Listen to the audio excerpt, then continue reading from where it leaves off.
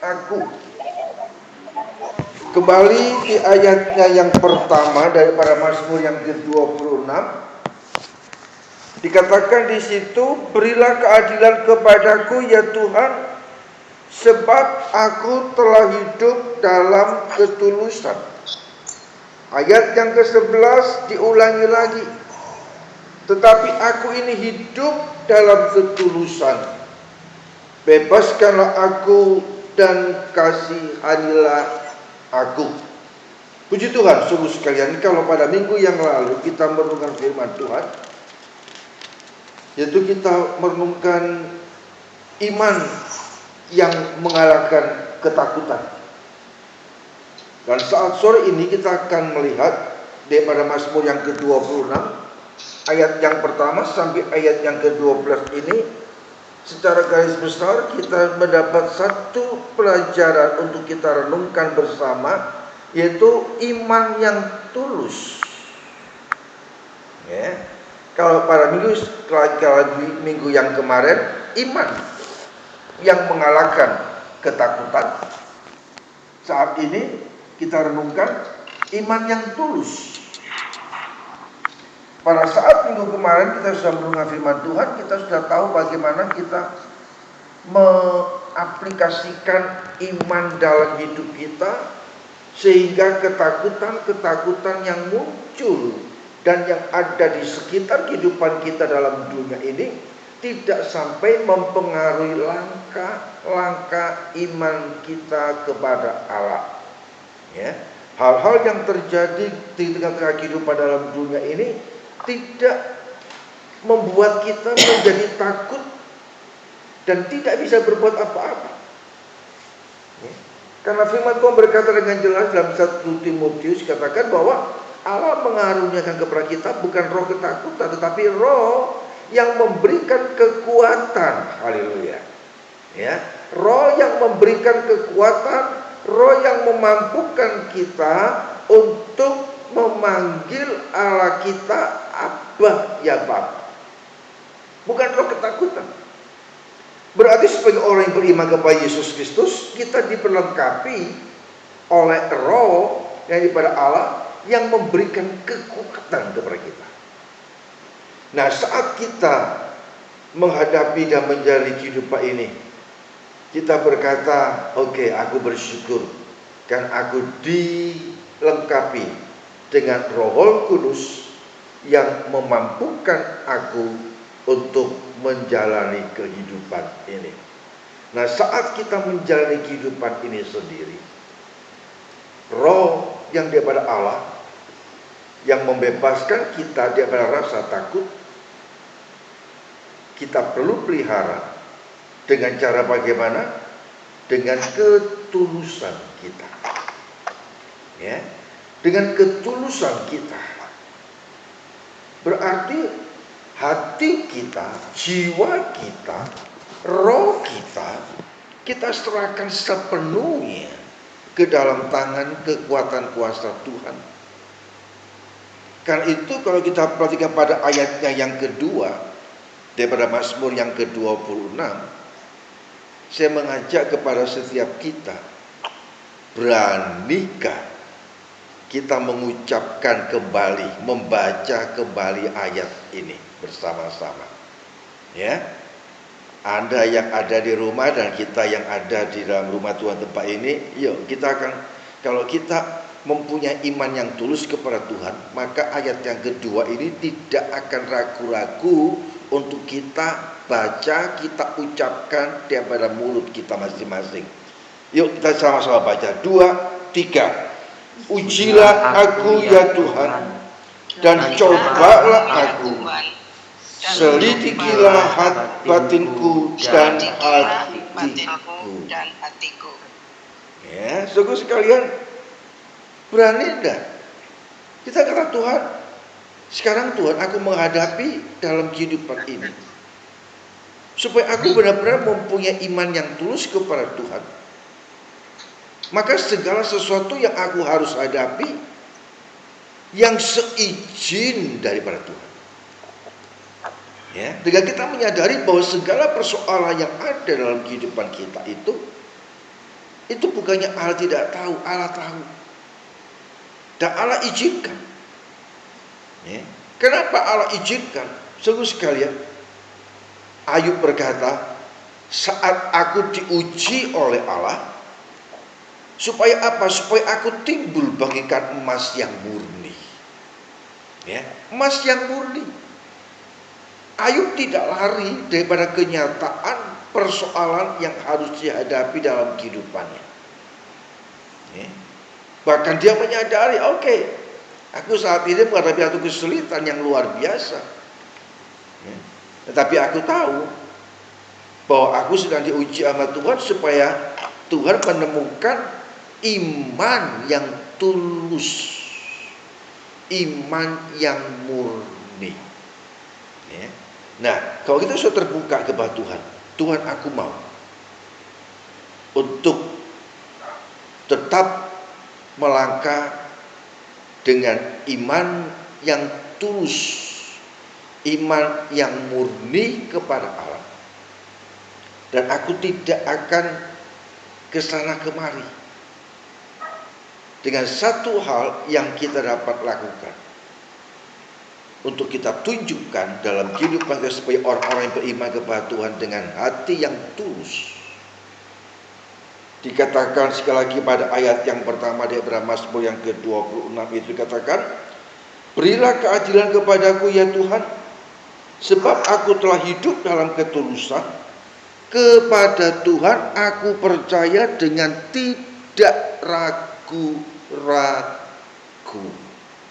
Haleluya. Ya, yang pertama kita akan belajar untuk mempertahankan iman yang tulus, iman yang murni kepada Tuhan. Kita percaya kepada Tuhan dengan sepenuh hati dan tidak ragu-ragu terhadap segala sesuatu yang harus kita hadapi, dengan satu keyakinan yang tetap bulat bahwa Tuhan pasti menggenapi janjinya. Ya, sungguh sekalian seringkali kita jatuh bangun di dalam iman kita kepada Tuhan. Karena apa? Karena keraguan-raguan kita. Apa mungkin Tuhan akan tolong? Sungguh sekalian, dicatat dengan jelas dalam kitab Hakim-Hakim dari pasal yang ke-6 sampai dengan pasal yang ke-8.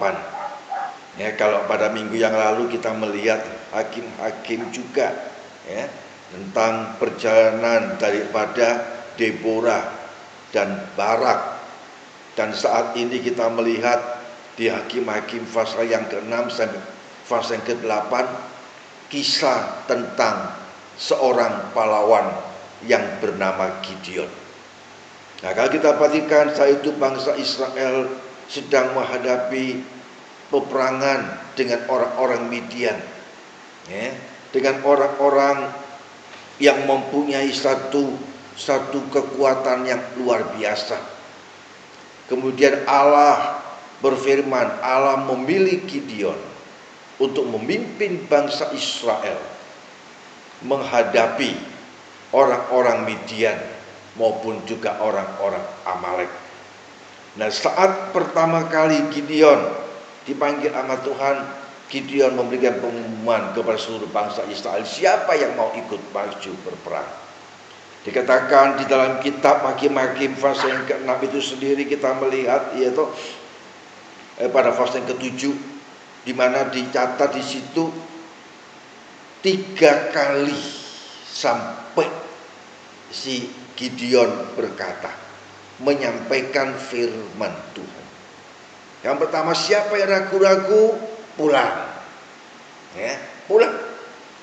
Kemudian siapa yang masih bimbang, masih rasanya berat untuk meninggalkan keluarga, pulang. Dari jumlah total yang pertama itu muncul angka kurang lebih 32.000 orang yang siap bersama dengan Gideon untuk berperang menghadapi orang-orang Midian dan orang-orang Amalek. tersisakan hanya dengan 300. Ya, Allah berfirman kepada dia, 32.000 terlalu banyak. Ya. Berkumpul lagi, ya toh. Sisa berapa? Sisa 10.000. Waduh, terlalu banyak. Ya. Kemudian Allah memberikan satu petunjuk kepada Gideon. Siapa? Ya, dari mereka yang minum air dengan cara seperti apa yang Tuhan mau pilih. Dan ternyata 300 orang. Pertanyaannya, saat Gideon diizinkan Tuhan menghadapi orang-orang Midian dan orang-orang Amalek hanya dengan 300 orang, secara manusia kira-kira mampukah? Berapa jumlah daripada orang-orang Midian dan orang-orang Amalek yang dihadapi oleh Gideon bersama orang Israel? Dicatat, dikatakan di pasal yang ke-8 itu sendiri, ya, pada saat pertempuran pertama 120.000 orang tewas, ya, tewas bersama dengan raja mereka, ya, Oreb tewas. Dan masih ada yang menyertai Salmuna. Berapa? 15.000 orang. Berarti kalau yang tewas sudah harus 20.000 dan yang sisanya itu masih ada 15.000, artinya pasukan orang-orang Amalek dan orang-orang Midian sejumlah 135.000, saudara. 300 orang berhadapan dengan 135.000.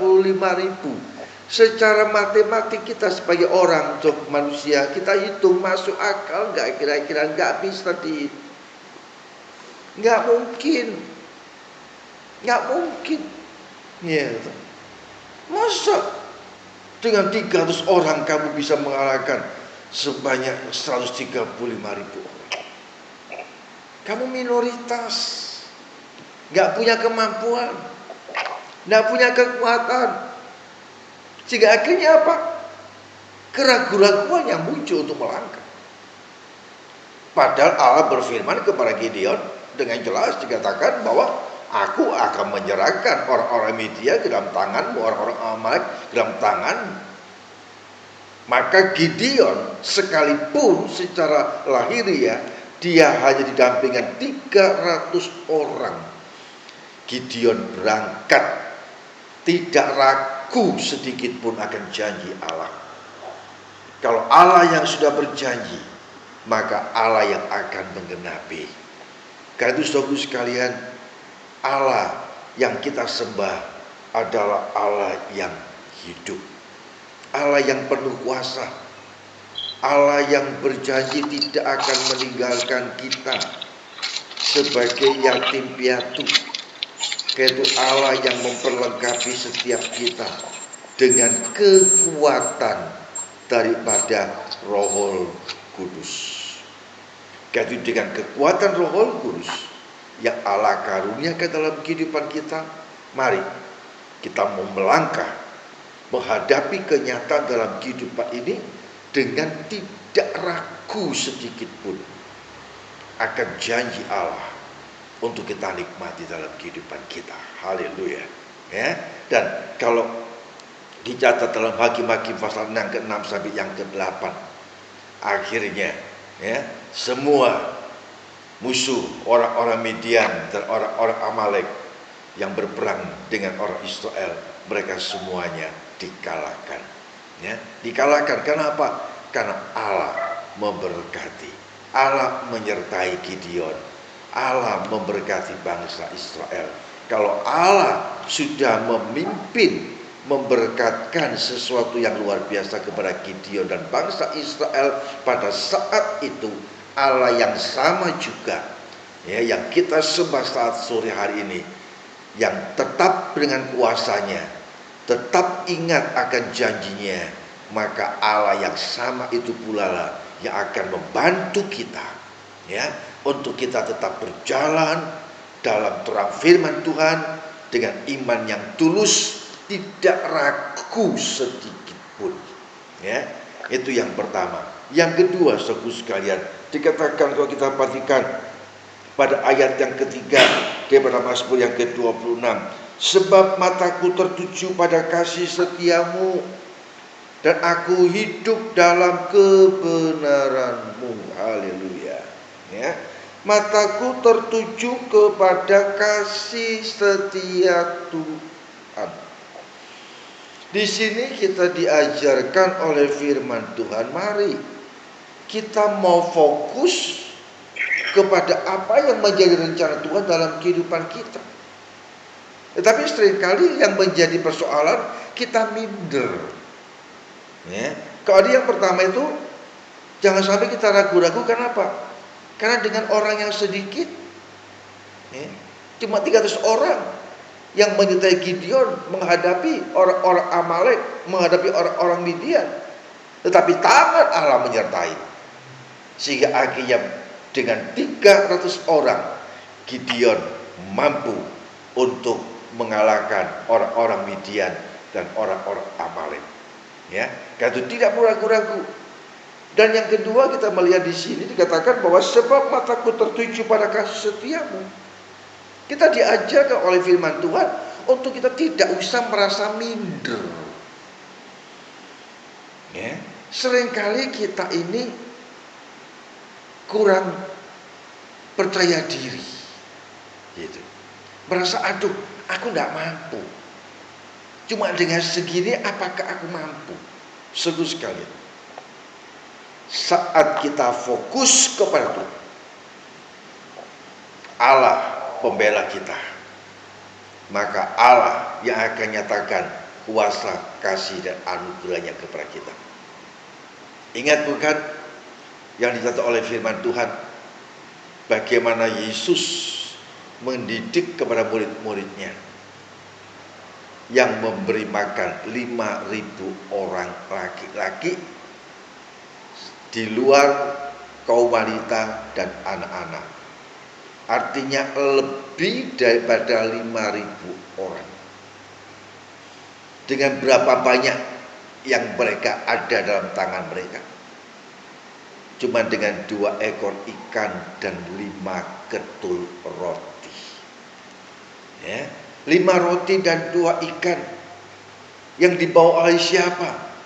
Yang dibawa oleh seorang anak kecil. Ya, seorang anak kecil. Di tengah-tengah kerumunan ribuan orang, di mana Yesus mengatakan kepada murid-muridnya, ya toh, kalian harus kasih mereka makan. Protes. Si Filipus berkata, bagaimana dengan 200 dinar kita bisa beli makan untuk memberi makan orang sebanyak ini? Mana mungkin. Sekalipun harus dicuil-cuil kecil-kecil, tidak cukup. Tidak cukup. Itu, ya. Dengan 200 dinar. Sementara murid-muridnya yang lain berkata, Tuhan, tempat ini sepi. Dan udah hampir gelap. Suruhlah mereka semua pergi ke kampung-kampung untuk mencari makanan bagi diri mereka masing-masing. Tapi Yesus berkata apa? Tidak. Kamu yang harus kasih makan mereka. Ya.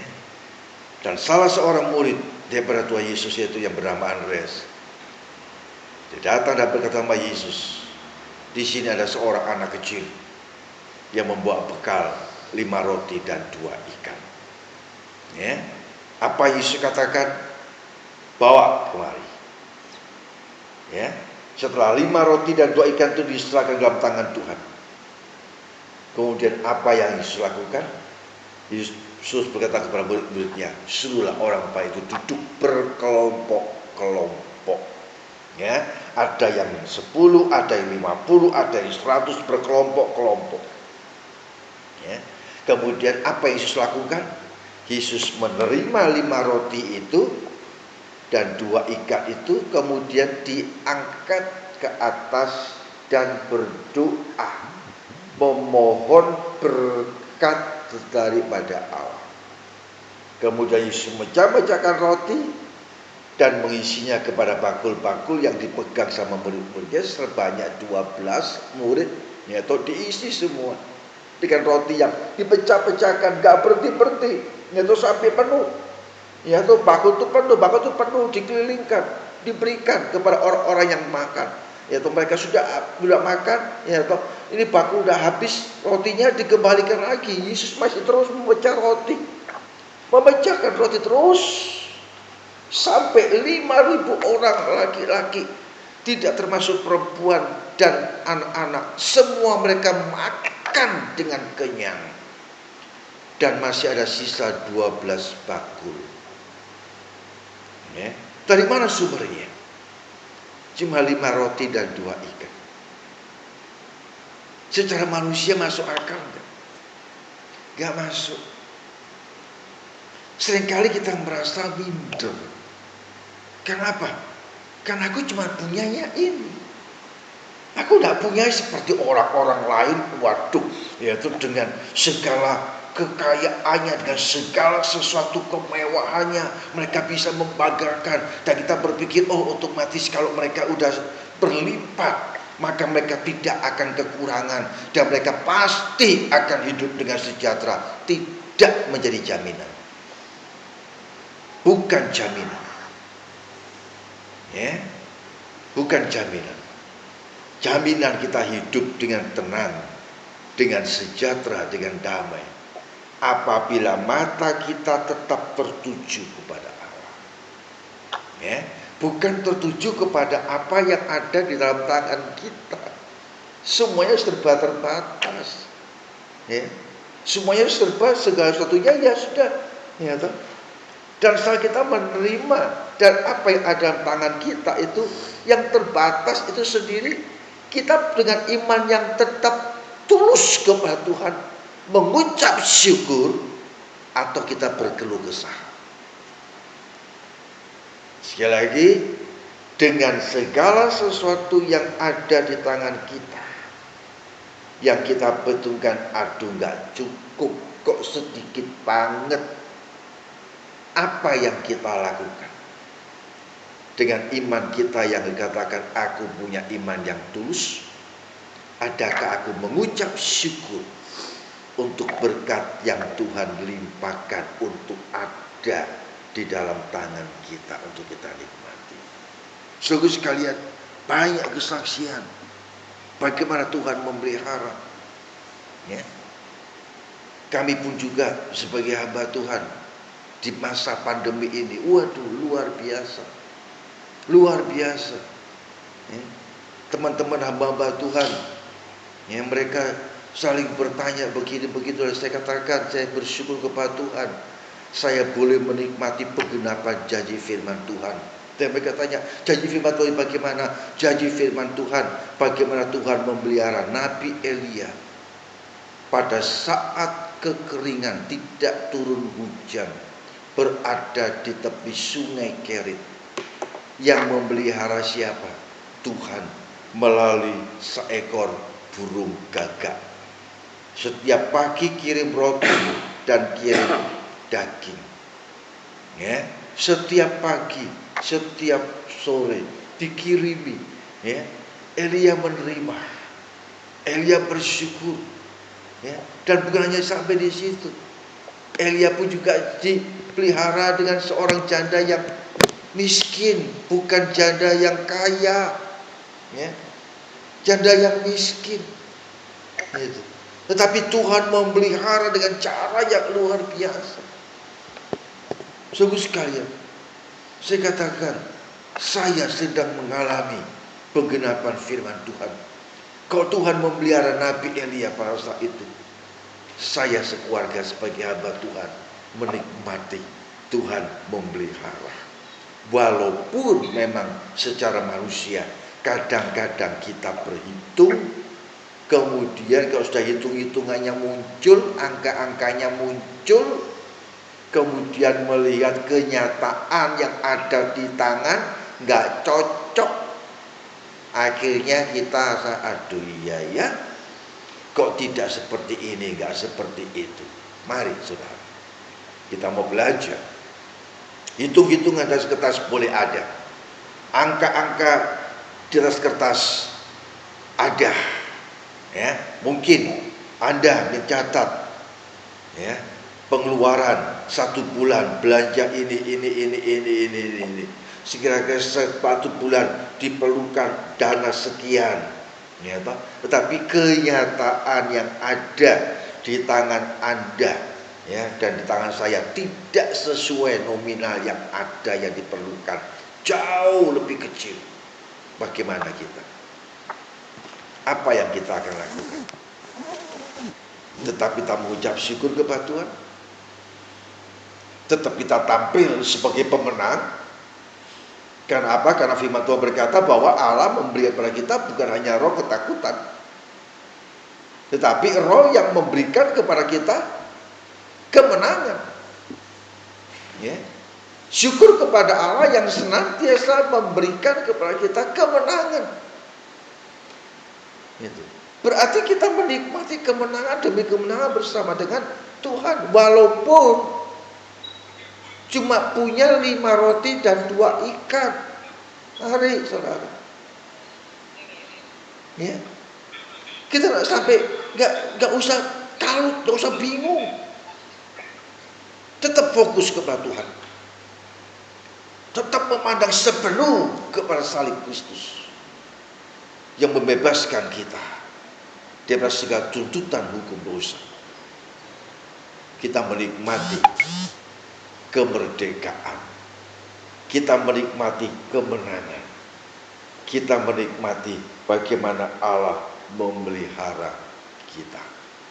Yaitu firman Tuhan berkata di dalam 1 Yohanes pasal yang kelima, dikatakan di situ bahwa kemenangan yang mengalahkan dunia bukan dunia yang secara nyata ini saja, ya, tetapi dalam dunia kita, pribadi-pribadi kita. Apa dunia kita? Tuntutan-tuntutan, keinginan hawa nafsu kita yang dapat mengalahkan, yang dapat menekan, ya, adalah iman itu. Ya, kemenangan yang mengalahkan dunia, iman. 1 Yohanes 5 ayat yang keempat bagian B dikatakan bahwa kemenangan yang mengalahkan dunia itu iman. Kemenangan yang mengalahkan segala sesuatu, hawa nafsu kita, daging kita, lahiriah kita, iman. Gitu. Iman. Karena itu saudara sekalian, sekali lagi, bagaimana kita bisa berjalan dalam iman yang tulus kepada Tuhan. 1 ayat yang terakhir saya ingin sama-sama kita akan membaca, dikatakan di dalam 1 Korintus pasal yang kedua, ayatnya yang keempat dan ayatnya yang kelima. Ayat terakhir itu saat petang hari ini, surat 1 Korintus pasal yang kedua, ayat yang keempat dan ayat yang kelima, dikatakan demikian firman dari Tuhan. Baik perkataanku maupun pemberitaanku tidak kusampaikan dengan kata-kata hikmat yang meyakinkan, tetapi dengan keyakinan akan kekuatan roh, supaya iman kamu jangan bergantung pada hikmat manusia, tetapi pada kekuatan Allah. Haleluya. Paulus berkata kepada orang-orang Korintus, ya, aku datang, aku memberitakan apa yang aku ucapkan, apa yang aku katakan, apa aku sampaikan itu bukan dengan hikmat manusia, ya, tetapi dengan kekuatan daripada Allah, ya, tetapi dengan keyakinan akan kekuatan roh. Itu mari, biar iman kita bukan bergantung kepada hikmat manusia. Kalau kita bergantung pada hikmat manusia, dengan segala sesuatu strategi daripada pemikiran dan perhitungan manusia, kita akan kandas. Tetapi kalau iman kita dengan kekuatan daripada Roh Kudus yang Allah berkatkan, iman kita akan tetap kuat. Sehingga apa yang Yesus katakan, apabila anak manusia itu kembali, adakah didapatinya iman itu masih di bumi, masih ada. Ya, saat Yesus datang untuk menjemput gerejanya, masih adakah iman itu tetap terpelihara dengan baik? Ya, kalau kita ingin iman itu tetap sampai kepada akhir langkah hidup kita, sampai kita bertatap muka dengan Tuhan, saudara, mari iman yang Tuhan berkatkan kita jaga dengan sebaik-baiknya, di dalam ketulusan, dalam kerendahan hati, dan bukan dengan kekuatan hikmat manusia, tetapi dengan kekuatan daripada Roh Kudus. Karena dengan kekuatan Roh Kudus, iman kita akan tetap kuat. Apabila iman kita tetap kuat dan Roh Kudus yang memberikan kekuatan, Roh Kudus juga yang akan menerangi langkah-langkah kita untuk tetap berjalan di dalam jalan kebenaran firman Tuhan. Artinya apa? Artinya iman percaya kita, iman pengakuan kepada Yesus Kristus, kita lakukan, kita nyatakan dengan aktivitas kita sesuai dengan apa yang ditulis di dalam firman Tuhan. Ya, tidak pilih-pilih. Ya, tidak ambil bagian-bagian firman Tuhan yang enak-enak, yang empuk-empuk yang kita mau lakukan, enggak. Tapi seluruh kebenaran firman Tuhan kita lakukan. Dan kita akan bisa menjadi pelaku firman. Bukan karena kekuatan kita sebagai manusia, bukan karena hikmat kita sebagai manusia, tetapi karena kekuatan daripada Allah, Roh Kudus. Yaitu bersyukur kepada Tuhan, Tuhan memperlengkapi Anda dan saya dengan kekuatan Roh Kudus yang dapat tetap memberikan kepada kita masing-masing satu kemampuan untuk tetap boleh berjalan dalam terang daripada firman Tuhan yang kudus. Puji bagi nama Tuhan, biar apa yang kita renungkan pada sore hari ini boleh membekali kita untuk melangkah di hari-hari kita akan datang. Sampai kapan pandemi COVID ini akan reda, tidak ada satupun yang tahu. Mari kita hadapi segala sesuatu yang ada dalam kehidupan ini sendiri dengan tetap iman kita tetap tulus, ya, dengan kekuatan daripada kasih Roh Kudus. Tidak usah ragu-ragu untuk tetap melangkah seperti apa yang Tuhan ajarkan. Firman Tuhan berkata apa? Firman Tuhan berikan perintah apa kepada kita? Lakukan, jangan bantah. Jangan bantah firman. Firman Tuhan ajarkan apa? Kita kerjakan, kita lakukan dengan ketulusan. Dan tidak usah merasa kecil, tidak usah merasa minder karena aduh aku tidak punya apa-apa. Sungguh sekali mari, ya, 5 roti 2 ikan, bersyukur bisa beri makan banyak orang. Ya, Anda dan saya, tangan kita ada 5 roti dan 2 ikan, bisa beri makan kepada banyak orang. Bukan makan secara jasmani, tetapi berikan makan untuk kehidupan rohani. Puji nama Tuhan.